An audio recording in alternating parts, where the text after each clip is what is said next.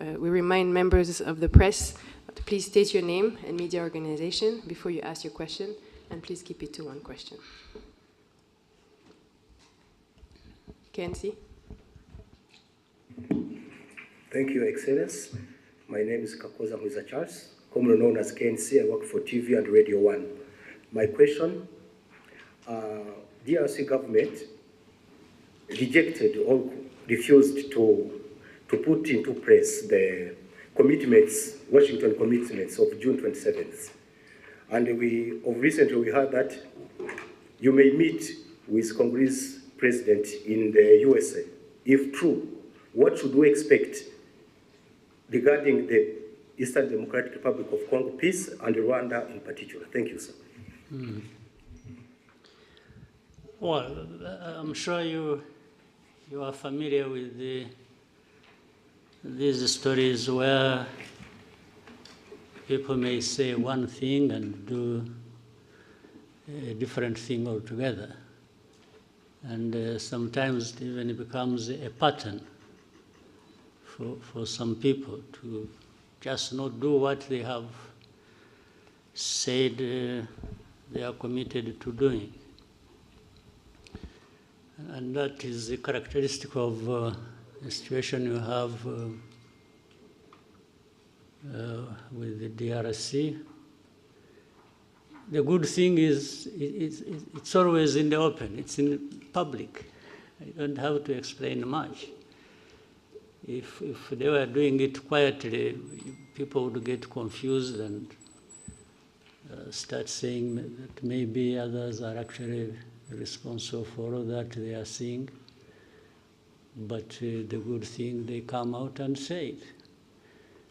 They agree one thing in Washington or even in Doha, and that is made public. Then the next day or week, someone says, no, we are not going to do this and this until something else is done. And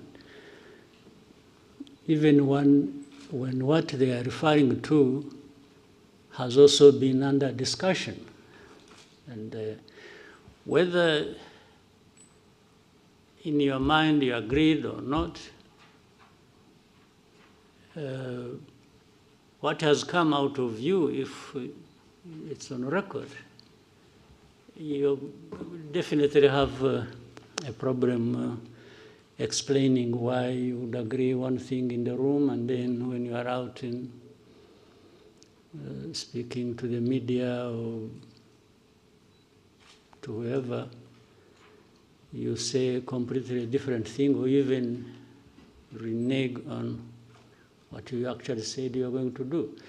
So that is one part of it. But somehow we've been limping through this all the way. Some things done, others not, others half. And now maybe possibly with the time taken and effort, we'll find ourselves in Washington, which I should have started with. I think the fact that there is even a possibility of meeting in Washington and discussing or agreeing or signing anything is a good effort. For all the years before, we haven't had anything like that. We have had people come visit us, visit Rwanda and Congo, and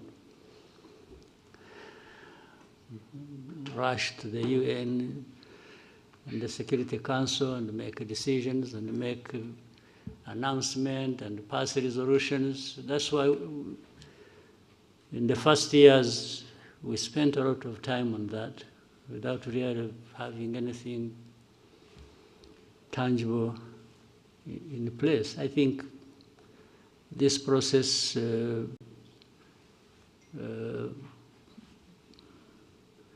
the two processes, one in Washington, another in Doha, but talking about Washington, it's a good step in the right direction.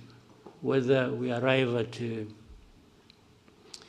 a decisive moment that gives us a clear possibility and optimism that we are near finding lasting peace and so on. Yeah, it's something we can still continue to hope for and work towards, but at least there is that possibility, there is that framework that we is in place, and the Trump administration seems to have done their best.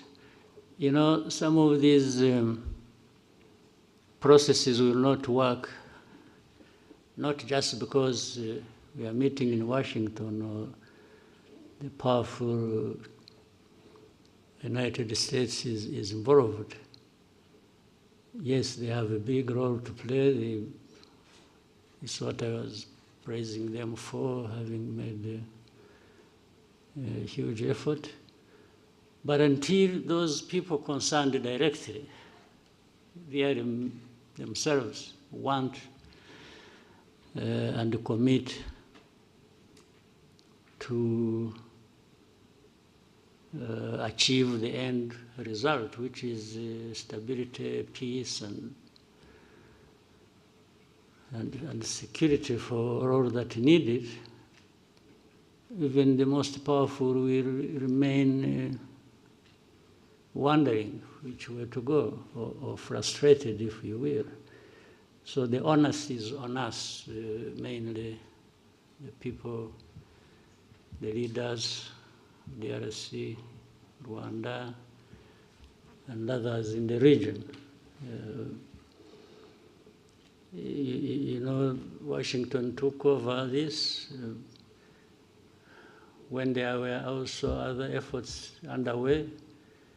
I'm sure maybe one of you will be asking, or you yourself had it on mind but didn't raise it. You would be asking, what is the East African SADC process?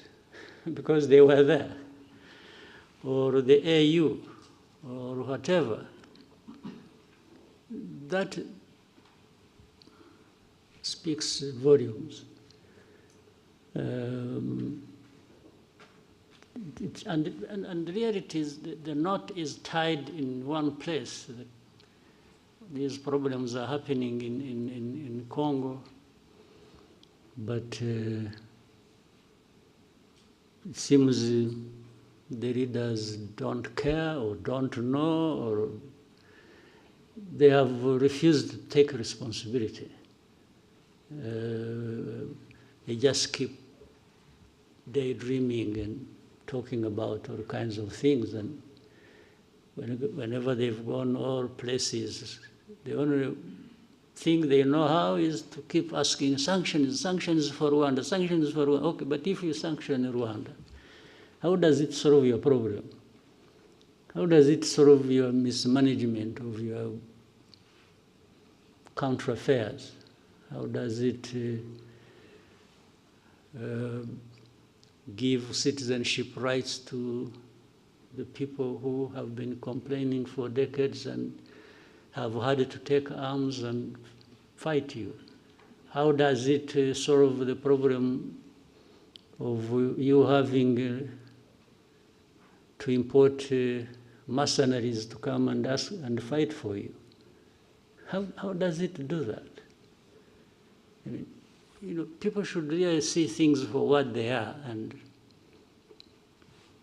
you may hear so many stories about different things, but you also have the ability to see through all that and make your own judgment.